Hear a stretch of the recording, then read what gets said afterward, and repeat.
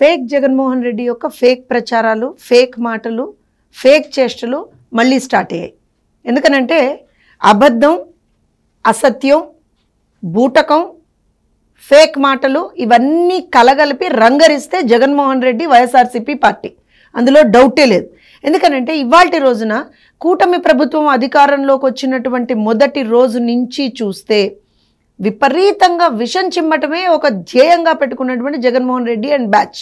ఈ మాట ఎందుకు అనాల్సి వస్తుంది అనంటే, మీరు చూస్తే గత 35-36 రోజులుగా, అంటే కూటమి ప్రభుత్వం అధికారంలోకి వచ్చిన రోజు నుంచి కూడా కంటిన్యూస్గా ఫేక్ వార్తలు ప్రచారం చేయడం, వాళ్ళకు సంబంధించినటువంటి ఆ ఛానల్స్లో ఫేక్ వార్తలు ప్రసారం చేయడం, ఫేక్ ప్రచారాలు చేయడం, అలానే సోషల్ మీడియాలో అసలు విచ్చలవిడిగా మాట్లాడడం, ఇవన్నీ చేస్తూనే ఉన్నారు.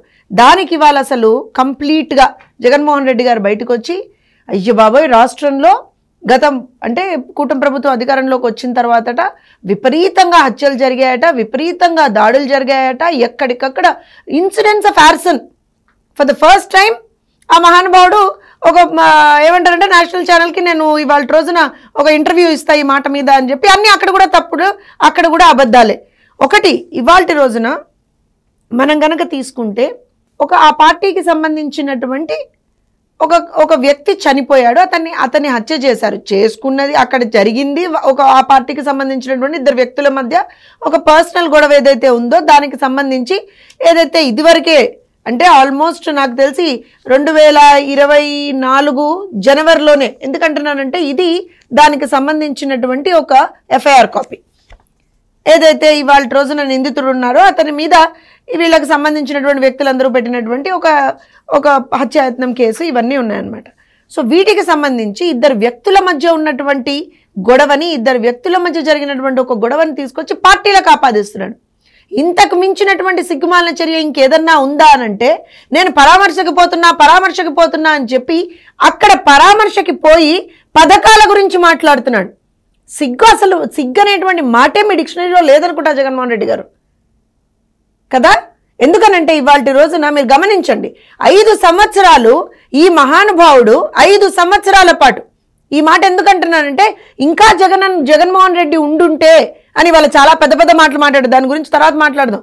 కానీ నీవున్న 5 సంవత్సరాల్లోనే వేల సంఖ్యలో దాడులు, వేల సంఖ్యలో హత్యలు ఇన్ని జరిగినా సరే ఏ రోజున కనీసం నోరు మెదపనట్టు నీవు, అంటే ఒక 15 ఏళ్ల పిల్లవాడిని నడి రోడ్డు మీద పెట్రోల్ పోసి తగలబెట్టేస్తే ఎక్కడా మాట్లాడనటువంటి నీవు, నీ పార్టీకి సంబంధించినటువంటి ఒక ఎమ్మెల్సీ ఒక దళిత యువకుడిని చంపేసి ఆ శవాన్ని డోర్ డెలివరీ చేస్తే కనీసం మాట్లాడనటువంటి నువ్వు ఇవాల్టి రోజున ఆ రోజున నీ ఇంటికి ప్రాబబ్లీ ఒక కూతవేటు దూరంలో, తాడేపల్లి ప్యాలెస్ ఒక కూతవేటు దూరంలో ఒక అభాగ్యురాలి మీద అత్యాచారం జరిగితే కనీసం మాట్లాడనటువంటి నువ్వు ఇవాల్టి రోజున బయటకు వచ్చి పరామర్శ అనేటువంటి ఒక పేరు చెప్పుకొని బయటకు వచ్చి ప్రభుత్వం మీద విమర్శలు గుప్పిస్తావా, ప్రభుత్వం మీద విషం చిమ్ముతావా, వెళ్ళి నేను ఢిల్లీలో ధర్నా చేస్తానంటావా? మరి అన్ని సంఘటనలు జరిగినప్పుడు ఏ రోజున నువ్వు ఢిల్లీలో ధర్నా చేయలేదే, ఏ రోజున మాట్లాడలేదే, నీ ప్రభుత్వమే ఉండిందే,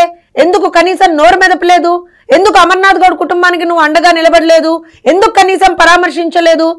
అదే ఎందుకనంటే ఈ మాట ఎందుకు చెప్పాల్సి వస్తుందంటే, అదే నర్సరావుపేట పార్లమెంట్కి సంబంధించినటువంటి ఆ పరిధిలో మాచర్లలో కావచ్చు, లేకపోతే పల్నాడులో కావచ్చు, కంచర్ల జల్లయ్య 2022 జగన్మోహన్ రెడ్డి గారు గుర్తుందా?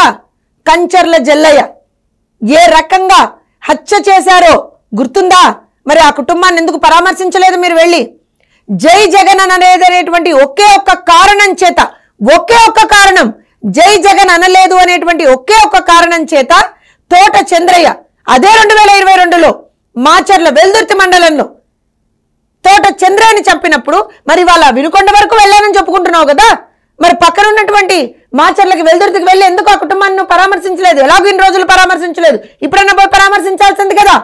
అలానే ఇదే నర్సరావుపేట టౌన్లోనే షేక్ ఇబ్రహీం, గుర్తుపెట్టుకోండి, గుర్తు తెచ్చుకోండి ఇవన్నీ జగన్మోహన్ రెడ్డి గారు, 2022వ సంవత్సరం షేక్ ఇబ్రహీంని చంపేస్తే ఎందుకు వెళ్ళి నువ్వు పరామర్శించలేదు? పోనీ నీ కడప జిల్లా, నాది కడప జిల్లా, నేను కడప జిల్లా వాడిని చెప్పుకొని తిరుగుతావు కదా, కడప జిల్లాలో 6 బీసీలని హత్య చేస్తే ఒక్కరంటే ఒక్క ఒక్కరిని కూడా నువ్వు పరామర్శించలేదే. రాష్ట్ర వ్యాప్తంగా నీ హయాంలో 32 మంది బీసీలని హత్య చేశారు, 11 మంది మైనారిటీల మీద దాడులు జరిగాయి, 11 మంది మైనారిటీలు ప్రాణాలు కోల్పోయారు ముస్లింలు. అలానే 27 మంది ఎస్సీలు ప్రాణాలు కోల్పోయారు. ఈ లెక్కలు నేను ఏదైతే చెప్తున్నానో ఏ ఒక్క కుటుంబం దగ్గరికి వెళ్ళి నువ్వు ఏ రోజున పరామర్శించలేదే. ఏ ఒక్క కుటుంబానికి కనీసం నీకు సంబంధించిన అయ్యో అనే ఒక మాట నీ నోట్లోంచి రాలేదే. ఇవాళ మాత్రం పరిగెత్తుకుంటూ వచ్చావు. అంటే నీకు సమస్య ఉందంటే 11 ఏళ్ళు పడుతుంది కదా కనీసం ఒక రెస్పాన్స్ ఇవ్వడానికి. అదే శవం ఉందంటే మాత్రం 11 సెకండ్లలో పరిగెత్తుకుంటూ వచ్చేస్తావే. ఈ మాట ఇంత కోపంగా ఎందుకు అనాల్సి వస్తుంది అనంటే చేసేది మీరే, దాడులు చేసేది మీరే, హత్యలు చేసేది మీరే, మళ్ళీ వెళ్ళి ఓదార్పు అనేటువంటి ఒక నాటకాలు ఆడేది మీరే. ఇవాళ రోజున మళ్ళీ దీనికి రాజకీయ రంగు పులుముతారా? జరిగినటువంటి ఇష్యూ ఏదైతే ఉందో ఇద్దరు మనుషుల మధ్య జరిగినటువంటి ఒక వివాదం, అది ఆ ఇద్దరు మనుషులకు మధ్య జరిగినటువంటి ఒక వివాదాన్ని, అందులో ఆ వ్యక్తి కూడా ఎవరి మీద అయితే ఇవాళ రోజున ఆరోపణలు వస్తాయో, ఎవరైతే చంపాడో అతను కూడా మీ పార్టీకి సంబంధించినటువంటి ఎవరినైతే నువ్వు ఇవాళ వెనక నిలబెట్టుకున్నావు చూసావా, పక్కన నిలబెట్టుకున్నావు చూసావా, మర్చిపోతావేమో అతని పేరు నీకు తెలుసా? ఎందుకంటే పక్కన నిలబెట్టుకున్నావు కదా, వెనక నిలబెట్టుకున్నావు కదా ప్రెస్ మీట్ అప్పుడు.